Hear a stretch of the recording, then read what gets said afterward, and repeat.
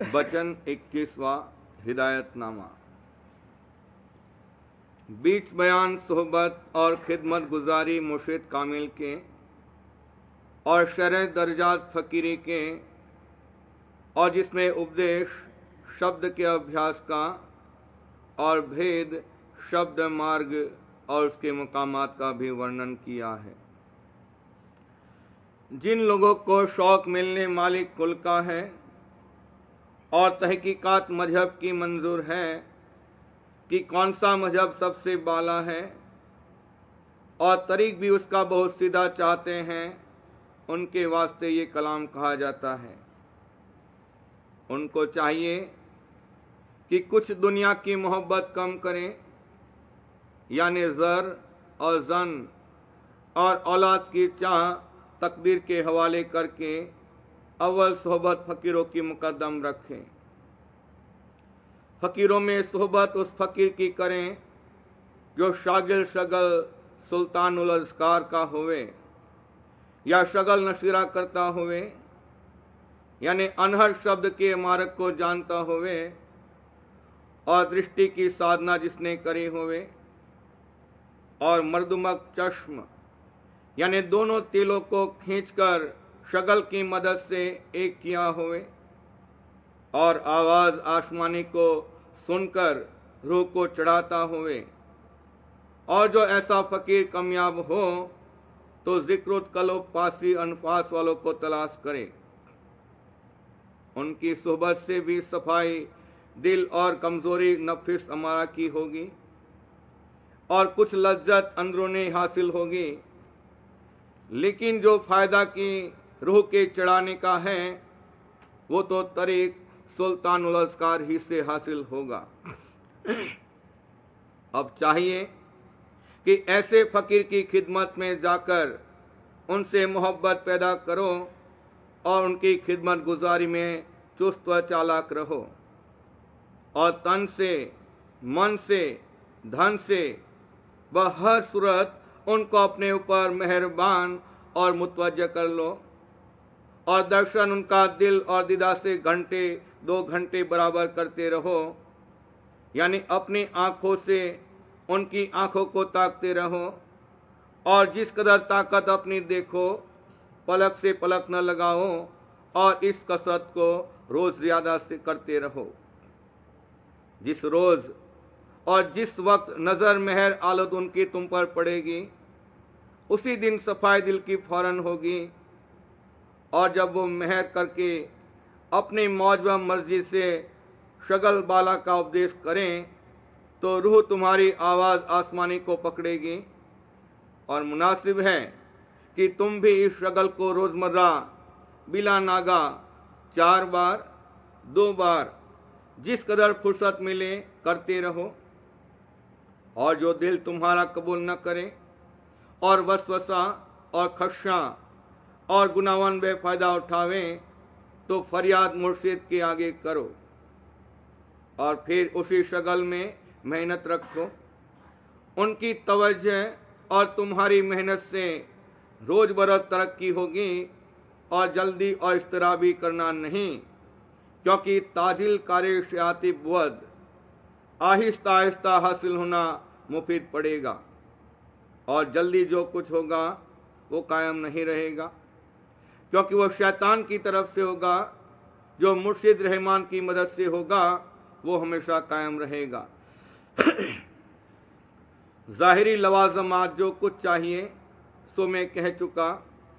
अब बातिनी हाल की जो दर्जे फ़कीरों को हासिल हैं उसको बयान करता हूँ कि जिस वक्त निगाह तुम्हारी दिमाग के भीतर उलटकर आसमान को देखेगी और रूह तुम्हारी जिस्म को छोड़कर ऊपर को चढ़ेगी तो तुमको आकाश नजर पड़ेगा कि जिसमें थाना सहजदल कंवल का है और हजारों पंखड़ियां उसकी जुदा जुदा काम तीनों लोक का दे रही हैं।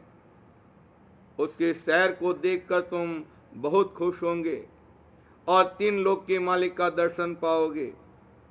और बहुत से मजहब इसी मुकाम को पाकर और इसी को मालिक कुल गर्दान कर धोखा खा गए और नूर और तजल्ली इस जगह की देखकर तृप्त हो गए। आगे चलने का रास्ता बंद हो गया। मुर्शिद आगे का उनको न मिला। जो मुर्शिद मिलता तो आगे का रास्ता खुलता। सो इससे आगे का हाल सुनो। इस आकाश के ऊपर एक दरवाजा ऐसा बारीक और झीना है कि जैसे रोजन सुई के नाके का होता है। चाहिए कि उस रोजन में अपनी रूह को प्रवेश करो और आगे उसके बंकनाल टेढ़ा रास्ता कुछ दूर तक सीधा गया और फिर नीचा पड़ा और फिर ऊंचे को चढ़ा। उस नाल को पार करके दूसरे आसमान पर सूरत पहुंची। उस आसमान पर एक मुकाम त्रिकुटी कि उसको मुसल्लसी कहते हैं, लाख जोजन वसी और लाख जोजन तवील है। उसमें लीला और तमाशे तरह तरह के हैं। शरह उसकी कहाँ तक करूं, मगर कुछ कहता हूं कि 1000 आफताब और 1000 महताब उसकी रोशनी से खजिल हैं और आवाज ओम ओम और हूं और बादल किसी गरज बहुत सुहावनी 8 पहर होती रहती हैं। उस मुकाम को पाकर के रूह को बहुत सरूर हासिल होता है और रूह भी बहुत पाक और लतीफ हो जाती हैं। आलमे रूहानी की खबर उस जगह से पढ़नी शुरू होती है। कोई दिन उस जगह की सैर करके फिर ऊपर को चढ़ती है। चढ़ते चढ़ते करोड़ जोजन ऊपर चढ़कर तीसरा पर्दा फोड़कर सुन्न में पहुंची कि जिसको फुकराओं ने आलमे लाहौत कहा है। उसकी तारीफ क्या कहूं। उस मुकाम पर रूहें बहुत बिलास करती हैं और रोशनी वहां की ऐसी है कि 12 हिस्सा ज्यादा रोशनी त्रिकुटी से मालूम पड़ती है। तालाबे जुलाली व हौजे कौशरी पुर अज आबे हयात की हिंदी में उसको मानसरोवर कहते हैं, जाबजा मौजूद हैं।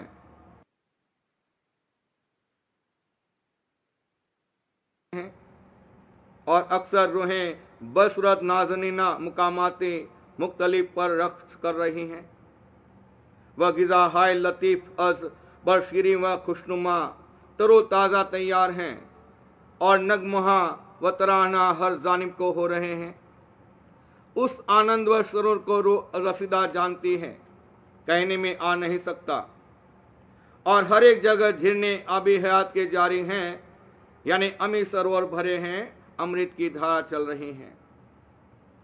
रौनक और ज़बाइश उस मुकाम की क्या कहूं। हीरो के चबूतरे, पन्नों की क्यारियां, जवाहिरात के पौधे लाल और चुनिया जड़े हुए नमूदार हो रहे हैं।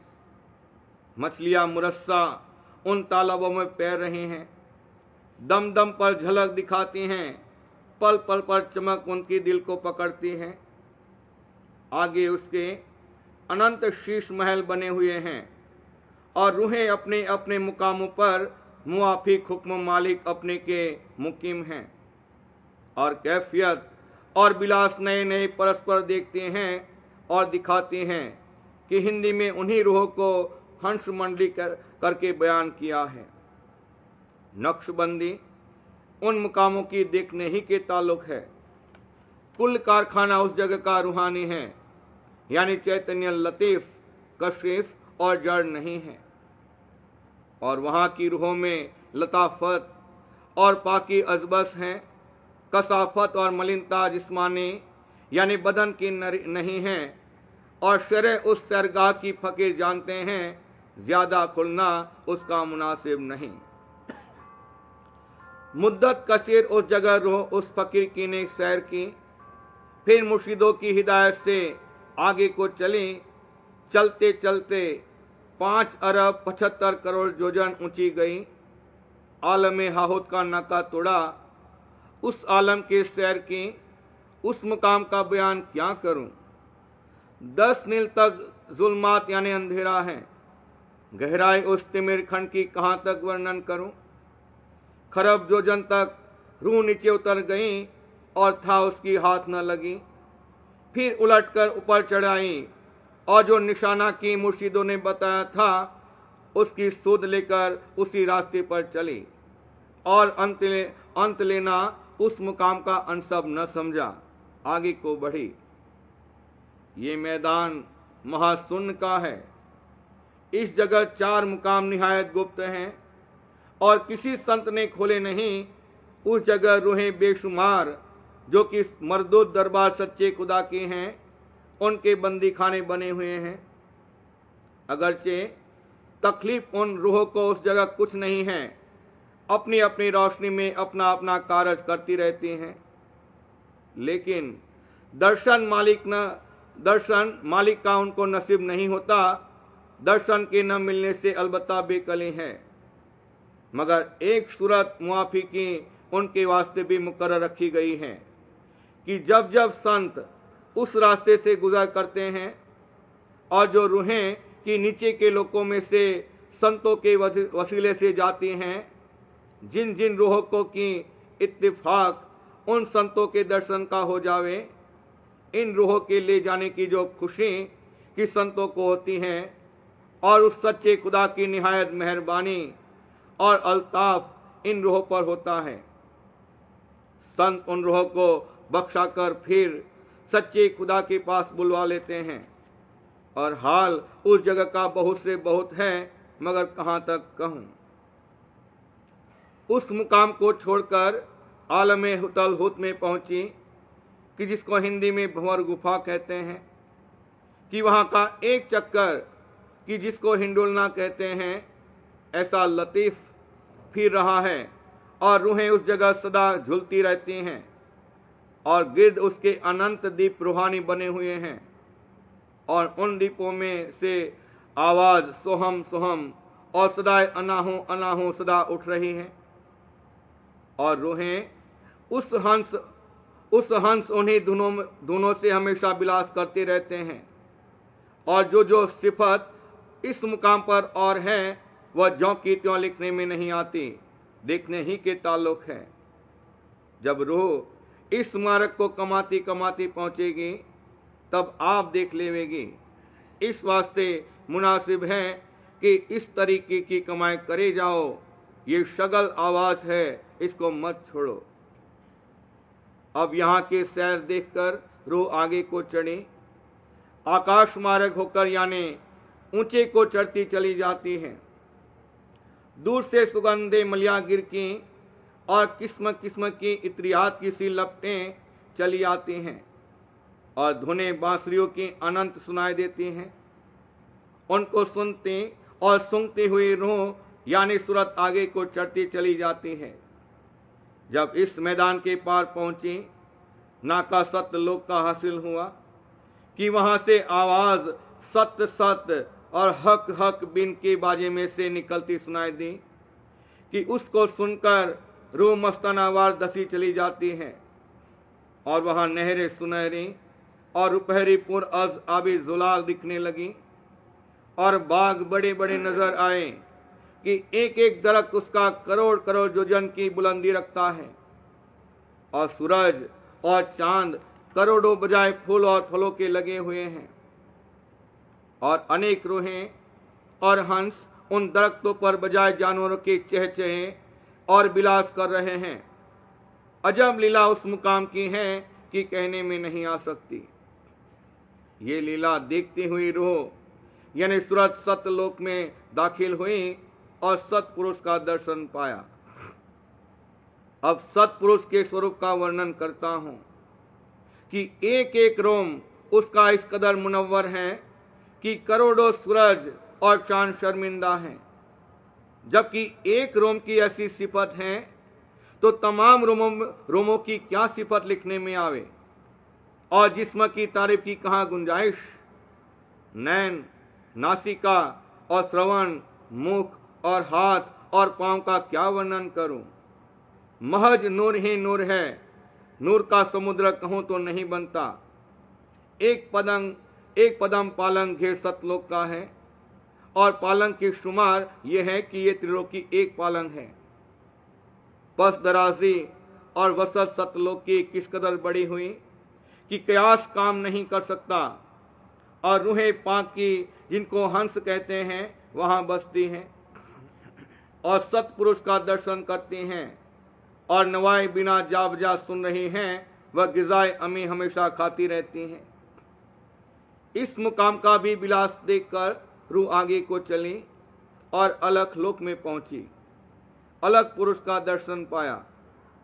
एक संग का घेर उस लोक का है और अरब खरब सूरज का उजाला एक एक रूम में अलग पुरुष के हैं। फिर वहां से ऊपर को चली, अगम लोक को पाया कि जिसका घेर महासंघ पालन का है और करोड़ संघ की काया अगम पुरुष की है और वहां के हंसों के रूप भी अद्भुत हैं और विलास भी वहां के अचर रूप हैं। इस जगह बहुत मुद्दत विश्राम किया। इससे आगे राधा स्वामी यानी अनामी पुरुष का दीदार किया और उसमें समाई। वो बेइंतिहा और बेशुमार और बेअंत है और फकीरों का निज स्थान वही है। उसको पाकर के सब संत चुप हो गए और मैं भी अब चुप होता हूं। इतनी बड़ी भारी गति फकीर और संत की है और जो लोग की पहले ही मुकाम पर थक गए और उसको बेइंतहा और बेअंत कहने लगे, बस उनके मुरीदों और सेवकों को कैसे इन मुकामात का निश्चय कराया जाए। सिवाय संत और फकीर कामिल के कोई नहीं जान सकता और यकीन भी इन मुकामों का उन्हीं को होगा कि जिनको संत और फकीर भेदी इन मुकामों के मिले होंगे। उनको इनके वचन पर एतकाद होगा तो यकीन लावेंगे। ये मुकाम न पैगंबर साहब पर खुले और न व्यास और वशिष्ठ को मालूम हुए। बस हिंदू और मुसलमान कोई इसका यकीन कर नहीं सकता। उनको इस हाल का सुनाना भी जरूर नहीं, क्योंकि वो पैगंबर और कुरान के पाबंद हैं और हिंदू व्यास और वशिष्ठ और वेद के कैदी हैं। इनसे ये वचन सुने भी नहीं जाएंगे। इससे मुनासिब है कि जिस किसी को एतकाद फकीर और संत पर ऐसा है कि इन सब से आगे संत पहुंचे हैं और संतों की महिमा बहुत भारी है और खुदा और परमेश्वर दोनों के पैदा करने वाले संत हैं और इनकी गति को वे दोनों नहीं जान सकते, ऐसा एतकाद संत और फकीर पर जिस किसी का है उसको सुनाना और कहना इस हाल का फायदा करेगा। इस वास्ते हर एक को ये सुनाना न चाहिए जब तक कि एतकाद उसका ऐसा परख न लिया जावे जैसा कि ऊपर मैंने बयान किया है। हे गुरु मैं तेरे दीदार का आशिक जो हुआ, हे पिता मैं तेरे दीदार का आशिक जो हुआ, मन से बेजार सूरत वार के दीवाना हुआ, मन से बेजार सूरत वार के दीवाना हुआ, हे गुरु मैं तेरे दीदार का आशिक जो हुआ, हे पिता मैं तेरे दीदार का आशिक जो हुआ। एक नजर ने तेरी ऐजा मुझे बेहाल किया, एक नजर ने तेरी ऐजा मुझे बेहाल किया, लैला के इश्क में मजनू सा परेशान किया, लैला के इश्क में मजनू सा परेशान किया। मैं हूँ बीमार मेरे दर्द का नहीं और इलाज, मैं हूँ बीमार मेरे दर्द का नहीं और इलाज, मेरे दिल ज़ख्म का मरहम तेरी बोली है इलाज, मेरे दिल ज़ख्म का मरहम तेरी बोली है इलाज, मेरे दिल ज़ख्म का अमर हम तेरी बोली है इलाज। तेरे मुखड़े के चमकने किया मन को नूरा, तेरे मुखड़े के चमकने किया मन को नूरा। सूरज और चांद हजारों हुए उससे खिजला, सूरज और चांद हजारों हुए उससे खिजला। जग में इस चक्र जमाने का यह दस्तूर हुआ, जग में इस चक्र जमाने का यह दस्तूर हुआ। प्रेमी प्रीतम के चरण लागे के मशहूर हुआ, प्रेमी प्रीतम के चरण लागे के मशहूर हुआ। इस दुनिया की मेरे देश हुई है सब दो, इस दुनिया की मेरे देश हुई है सब दो। तेरे दर्शन की लगन मन में रही है भरपूर, तेरे दर्शन की लगन मन में रही है भरपूर, तेरे दर्शन की लगन मन में रही है भरपूर। वाह वाह भाग जगे गुरु चरणन सोत मिले, वाह वाह भाग जगे गुरु चरणन सोत मिले। चंद्रमंडल को वही फोड़ के गगना में पिले, चंद्रमंडल को वही फोड़ के गगना में पिले। राग और रागनी मैंने सुने अंतर जाकर, राग और रागनी मैंने सुने अंतर जाकर। मेरे नज़दीक हुए हिंदू मुसलमान काफिर, मेरे नज़दीक हुए हिंदू मुसलमान काफिर। गुरु मैं तेरे दीदार का आशिक जो हुआ, मन से बेजार सूरत वार के दीवाना हुआ, मन से बेजार सूरत वार के दीवाना हुआ। हे गुरु मैं तेरे दीदार का आशिक जो हुआ, हे पिता मैं तेरे दीदार का आशिक जो हुआ। राधा स्वामी परम पुरुष दातारे, राधा स्वामी परम पुरुष दातारे।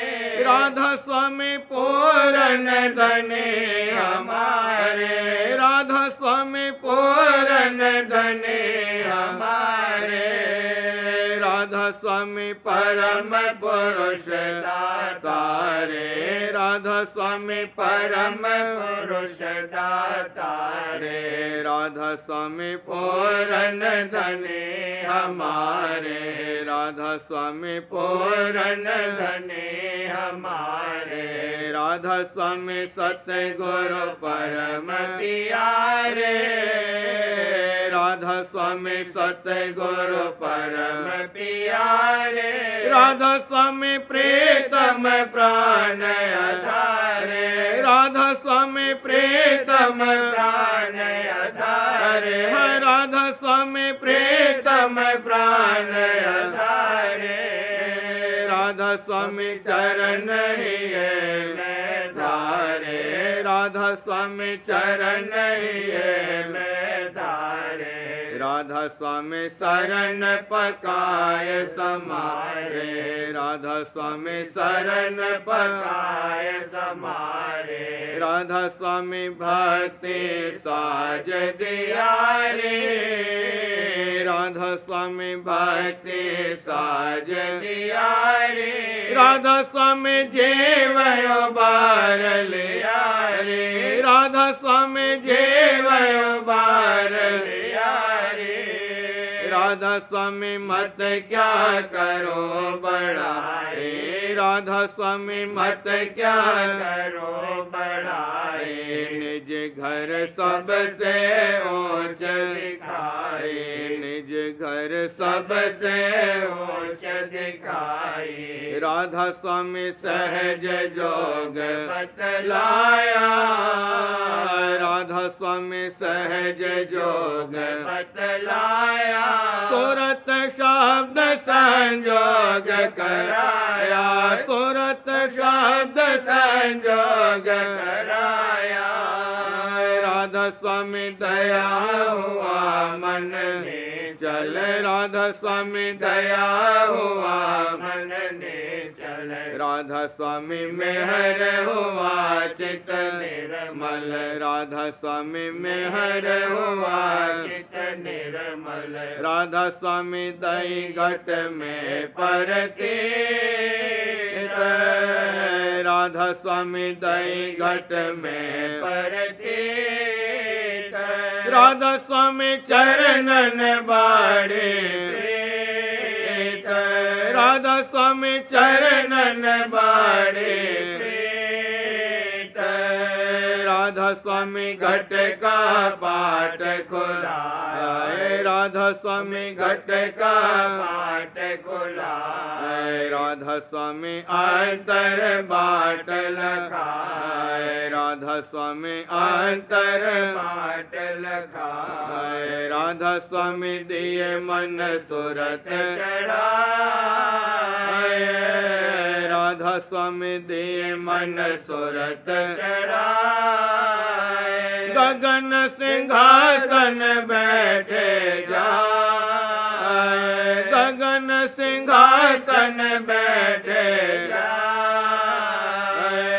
राधा स्वामी बल गए सूरत दौड़, राधा स्वामी बल गए सूरत दौड़, पहुँचे जाय सतपुर की ओर, पहुँचे जाय सतपुर की ओर, राधा स्वामी लेना चरण मिलाए, राधा स्वामी लेना चरण मिलाए, धाम अनामे निरखा जाए, धाम अनामे निरखा जाए, राधा स्वामी दई मेरे सूरत सवार, राधा स्वामी दई मेरे सूरत सवार, मेट दई सब जम की कार, मेट दई सब जम की कार, राधा स्वामी के रहो नित गुण गाए, राधा स्वामी के रहो नित गुण गाए, राधा स्वामी दिया मेरा काज बनाए, राधा स्वामी दिया मेरा काज बनाए, राधा स्वामी परम पुरुष दाता रे, राधा स्वामी परम पुरुष दाता रे, राधा स्वामी पूरन धने हमारे, राधा स्वामी पूरन धने हमारे।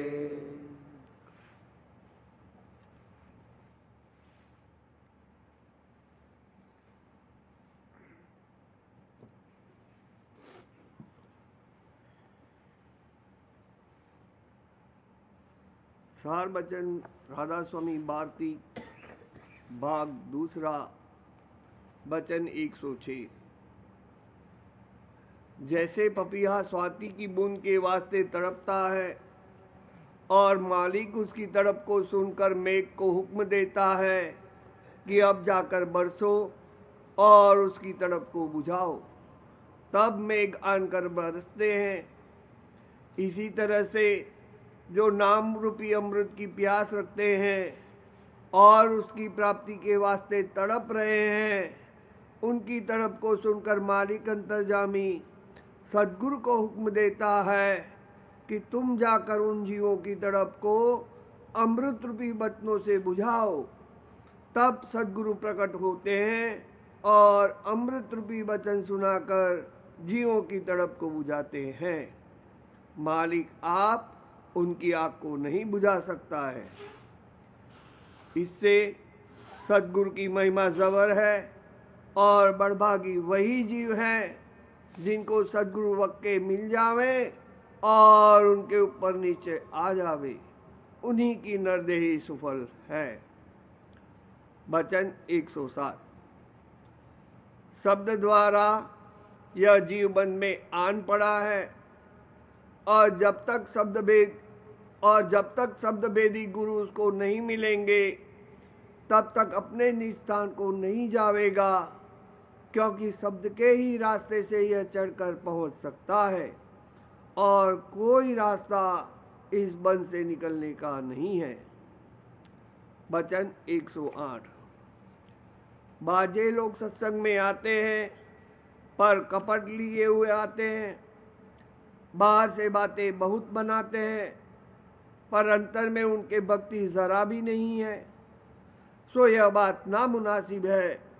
संसार में चाहे कपट से बरते पर सद्गुरु के संग निष्कपट होकर बरतना चाहिए। चाहे थोड़ी प्रीत होवे पर सच्ची होवे तो एक रोज पक जावेगी और मालिक प्रसन्न होगा, और कपट की भक्ति चाहे जितनी करो कबूल नहीं होती है। वचन 109। जब आंधी का गुबार होता है तो कुछ नहीं दिखता है, इसी तरह पंडित और बेकों को, जिनको संसार परमार्थी और बड़ा जानता है, उनके लोभ रूपी गुबार अंतर में छा रहा है। उनको बिल्कुल खबर नहीं है कि परमार्थ किसको कहते हैं। उनसे मालिक कैसे राजी होगा? इस वास्ते वह और सब उनके सेवक 84 जावेंगे। वचन 110। उपदेश करना दुरुस्त है पर निष्पक्ष होकर करना चाहिए, क्योंकि पहले पहचान नहीं हो सकती कि संतों के उपदेश का अधिकारी कौन है, पर उपदेश करने से पहचान हो सकती है। जो अधिकारी होगा वह वचन को मानेगा और जो अधिकारी नहीं है वह तकरार और वाद करेगा, इससे पहचान हो जाएगी। फिर उससे हट नहीं करना चाहिए।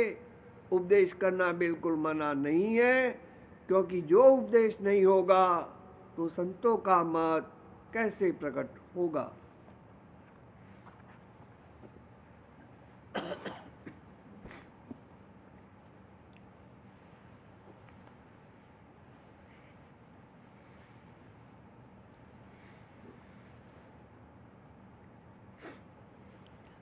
प्रेम पत्र राधा स्वामी भाग दूसरा, वचन नंबर 10। संतों के वचन हरचंद अधिकारी प्रति हैं, पर कुल जीवों को अपनी अपनी ताकत के माफिक उनका मानना और उनके माफिक अपनी रहनी और बर्तावा दुरुस्त करना जरूर चाहिए। संतों ने जिस कदर वाणी और वचन कहे हैं वे सब उत्तम अधिकारी यानी लायक परमार्थी जीवों के वास्ते कहे हैं, और उन्हीं की समझ में वे ज्यों के त्यों आवेंगे और उन्हीं जीवों से उनकी कार्रवाई यानी अभ्यास दुरुस्ती के साथ बन पड़ेगा। और जो जीव के मध्यम दर्जे के अधिकारी हैं वह भी उन वचनों को समझेंगे और मानेंगे, पर उनसे कार्रवाई आहिस्ता आहिस्ता बनती जाएगी और सत्संग और अभ्यास करते करते कोई दिन में वे भी उत्तम अधिकारी हो जाएंगे। और निकृष्ट अधिकारी यानी जो तीसरे दर्जे के जीव हैं, वे कोई दिन सत्संग करके वचन के समझने के लायक होवेंगे और फिर आहिस्ता आहिस्ता अभ्यास शुरू करेंगे, पर कुछ अरसा चाहिए कि उनसे अभ्यास दुरुस्ती से बन पड़े। और चौथे दर्जे के जीव हैं जिनको पामर और नीच कहते हैं, वे निपट संसारी और कर्मी और अहंकारी हैं। वे संतों के सत्संग में नहीं आवेंगे और जो किसी सबब से आ गए तो ठहर नहीं सकेंगे और न अभ्यास में शरीक होंगे। संतों की दया और समर्थता भारी और अपार है।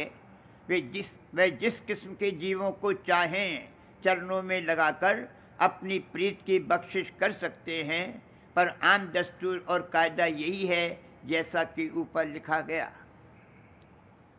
कोई जीव चाहे उत्तम अधिकारी होवें, चाहे मध्यम या निकृष्ट, बिना दया के कुछ कार्रवाई परमार्थ की दुरुस्ती के साथ नहीं कर सकते।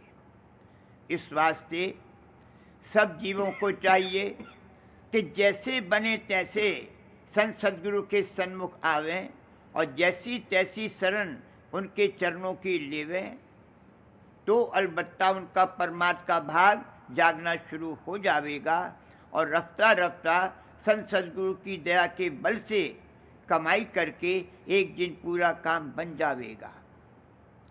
हर तरह से महिमा संत सद्गुरु की है और बिना उनकी दया के किसी जीव का सच्चा उद्धार नहीं हो सकता। वचन नंबर 8 और 9 की कदर और समझ प्रेमी जीव जानेंगे और वे ही उन वचनों के माफिक थोड़ी बहुत कार्रवाई करके अपने घट में रस और आनंद पावेंगे और कुल मालिक राधा स्वामी की महिमा और उनके चरण कमल की प्रीत और प्रतीत उन जीवों के हृदय में दिन दिन बढ़ती जाएगी और बाकी जीव उन वचनों को पढ़कर थोड़ी बहुत समझ बूझ हासिल करेंगे, पर उनके माफिक कार्रवाई उनसे पूरी तौर पर बिलफेल नहीं बन सकेगी। कुल जीवों का बर्ताव एक किस्म का नहीं हो सकता। हर एक किस्म के जीवों की समझ बूझ और करने में फर्क रहता है और उसी माफिक उनके दर्जे जुदे जुदे समझे जाते हैं, जैसे उत्तम, मध्यम और निकृष्ट अधिकारी। सब जगह इसी तौर पर जीवों की कार्रवाई में दर्जे हैं और थोड़ा बहुत फर्क रहता है, चाहे परमार्थ का काम होवे या दुनिया का। पर जो सब जीवों का जो एक संगत या फिरके या गिरोह में शामिल हैं, मतलब और चाह एक ही है, तो सबके सब रल मिलकर उस काम को करेंगे और उस कार्रवाई में एक दूसरे का मददगार रहेगा और आपस में उनके इस सबब से प्रीत और प्रतीत भी मजबूत और कायम होवेगी, क्योंकि सबका मतलूब यानी प्रिय पदार्थ एक ही है। जबकि परमार्थ में और खासकर संतों के सत्संग में सत्संगियों का इष्ट एक ही है, यानी कुल मालिक राधा स्वामीजार को सब मानते हैं और उन्हीं के धाम में पहुंचने का सबका इरादा है और इसी मतलब से सब कोई सत्संग और अभ्यास करते हैं। तो आपस में इन सब जीवों की उसी तरह पर और उसी दर्जे की प्रीत होनी चाहिए जैसे कि दुनिया में बहन और भाई और ख़ास बिरादरी में होती है, और एक को दूसरे की हर हाल और हर वक्त जिस कदर बन सके मदद और पक्ष करना चाहिए। जो सच्चे परमार्थी हैं वे तो आपस में ज़रूर उसी माफिक बरतेंगे जैसा कि ऊपर लिखा गया है, पर जो संसारी हैं और किसी सबब करके परमार्थ में शामिल हो गए हैं, या जो कि अहंकारी और अपस्वार्थी हैं और जिनके परमार्थ की चाह बहुत थोड़ी है, उनसे इस कायदे के माफिक नहीं बरता जाएगा। यानी उनके मन में पूरा पूरा प्यार और भाव कुल मालिक राधा स्वामी दयाल और संत सद्गुरु के चरणों में नहीं आवेगा, और न सत्संगी भाइयों में जैसे चाहिए प्रीत करेंगे। उनका बर्ताव सर्व अंग में बहुत करके ऊपरी होगा, किसी की भी प्रीत उनके अंतर में जैसी चाहिए नहीं धसेगी। अब आमतौर पर यह वचन समझौती का कहा जाता है कि हर एक स्त्री और पुरुष को जो राजा संमत में शामिल हैं और आइंदा होवे मुनासिब और लाजिम है कि परम पुरुष राधा स्वामीदयाल के चरणों में सच्ची और गहरी प्रीत प्रतीत करें और सत्संग और अभ्यास करके उसको दिन दिन बढ़ाते रहें और सत्संगी भाइयों और सत्संगिनों में बहन भाई की प्रीत करें और कुल संगत को अपनी खास और निज बिरादरी समझें और प्यार भाव के साथ उनके साथ बर्तावा रखें, क्योंकि इनका संग बराबर जाल देश तक रहेगा और संसारी भाई और बिरादरी का संग सिर्फ इसी जिंदगी यानी इसी जन्म तक का है। सत्संगियों को चाहिए कि आपस में एक दूसरे की कसरों पर नजर न करें और जो किसी में कोई कुचाल मालूम पड़े तो उसको प्यार के साथ एकांत में समझा देवें। सत्संगियों या संसारियों में उसकी कसर या ऐप को प्रकट करके उसकी गिबत में जाहिर न करें, क्योंकि इसी का नाम निंदा है और सत्संगी को इस ऐप से बचना चाहिए। जो किसी सत्संगी या सत्संगिन की भक्ति और प्रेम और अभ्यास की तारीफ सुने तो उसकी ईर्ष्या करके मन में कुढ़ना या जलना नहीं चाहिए और उसका मन में नुकसान या बुराई चेतना या ख्याल करना नहीं, बल्कि इस बात की चौंक अपने मन में लावे कि जैसी भक्ति और प्रीत उस सत्संगी या सत्संगिन की है वैसी आप भी पैदा करें ताकि इसकी भी तारीफ होवे। सत्संगी और सत्संगिन को जहाँ तक बन सके किसी में अवगुण दृष्टि लाना नहीं चाहिए, क्योंकि उस शख्स में चाहे वह अवगुण होवे या नहीं, पर अवगुण देखने वाले के मन में वह अवगुण सही पैदा हो जाएगा और उसको अभ्यास के समय गुनावन उठाकर सतावेगा और जो ज्यादा ख्याल उसका जम गया तो जगह जगह उससे निंदा करावेगा। इससे प्रकट नुकसान अवगुण देखने वाले का होवेगा। इस वास्ते ये आदत जिस कदर जल्दी बने छोड़ना चाहिए और जो कोई ऐसा अवगुण किसी में मालूम पड़े कि जिसके सबब से कुल संगत की बदनामी होती होवे तो उसको एकांत में गुरु या साध या सत्संगी से जो संगत का अवसर होवे कह देना मुनासिब है, ताकि वह मुनासिब तौर पर उसका बंदोबस्त कर दे। या इतनी एहतियात रखनी चाहिए कि किसी का कोई ऐब जहाँ तक मुमकिन होवे और मुनासिब होवे आम में प्रकट न किया जावे।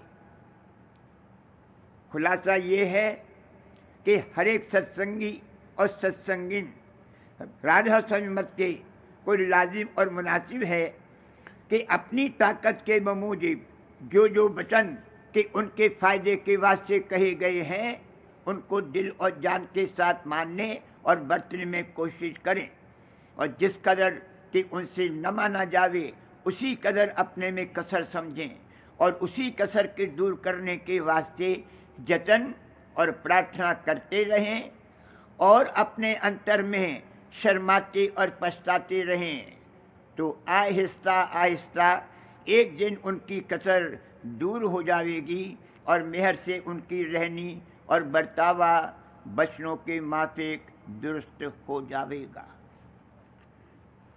बार बार करूं बिनती राधा स्वामी आगे, दया करो दाता मेरे चित चरणन लागे। जन्म जन्म रही भूल में नहीं पाया वेदा, काल कर्म के जाल में रही भोगत घेता। जगत जीव भर मत फिरे नित चारो खानी, ज्ञानी जोगी पिल रहे सब मन की घानी। भाग जगा मेरा आदि का मिल सतगुरु आई। राधा स्वामी धाम का मोहि भेद जनाई। ऊंच से ऊंचा देश है वह अधर ठिकानी। बिना संत पावे नहीं सुत शब्द निशानी। राधा स्वामी नाम की मोहि महिमा सुनाई। विरह अनुराग जगाए के घर पहुँचो भाई। साध संग कर सार रस मन पिया अगाई। प्रेम लगा गुरु चरण में मन शांति न आई। तड़प उठे बेकल रहूं कस पिया घर जाई। दर्शन रसन नित नित रहूं गए मन थिर आई। सूरत चढ़े आकाश में कर शब्द विलासा। धाम धाम निरखत चले पावे निज घर बासा। यह आशा मेरे मन बसे रहे चित उदासा। विनय सुनो कृपा करो निज चरण निवासा। तुम बिन कोई समरथ नहीं जस मांगो दाना। प्रेम धार बरखा करो खोलो अमृत खाना। दिन दयाल दया करो मेरे समरथ स्वामी। शुक्र करो गावत रहो नित राधा स्वामी। दिन दयाल दया करो मेरे समरथ स्वामी। शुक्र करो गावत रहो नित राधा स्वामी। शुक्र करो गावत रहो नित राधा स्वामी। बार बार करो बेनती राधा स्वामी आगे। दया करो दाता मेरे चित चरण लागे। दया करो दाता मेरे चित चरण लागे। बार बार कर जोड़ कर सविनय करो पुकार। साध संग मोहि देव नित परम गुरु दाता। कृपा सिंध समरथ पुरुष आदि अनादि अपार। राधा स्वामी परम पितो मैं तुम सदा आधार। बार बार बल जाओ तन मन वारो चरण पर। क्या मुख ले मैं गाऊं मैं करे जस कृपा कर। धन्य धन्य गुरुदेव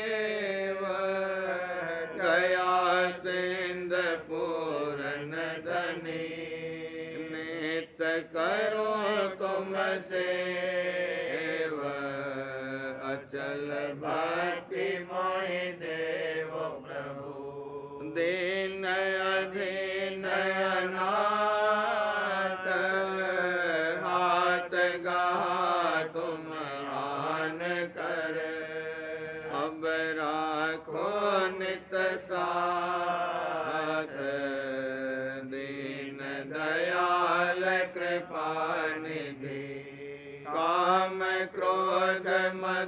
लोभ सब विधि अवगुण हार में प्रभु राखो मेरी लाज तुम द्वारे अब मैं पड़ा राधा स्वामी गुरु समरथ